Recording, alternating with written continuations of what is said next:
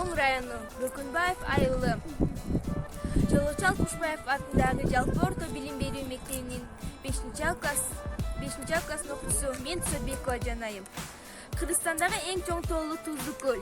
Кыргыздар бул көлдү Кыргызстандын меремети деп аташат. Көлдөгү суунун көлөмү 1738 чарчы километр.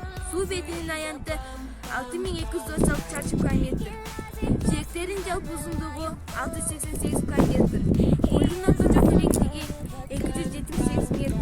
Эң терең жери 668 метр. Ысык көл түндүктөн түштүккө 400 километр. Ал эми батыштан чыгышка 182 километрге созулат. Көлдүн климаты мелүүн абасы таза, нымдуу. Ысык көлдүн туш тарабы бийик, тоолору менен курчалган. Тоолору аскасы асман тиреп өзүнчө бир көктүү. Ысык көлдү жаңажалап акындар да ыжашкан. Жазуучулар көлөмдүү китептерди, уламыш жомокторду жаратышты. Таланттуу Алып Осмонов көл түгөнгүс тема.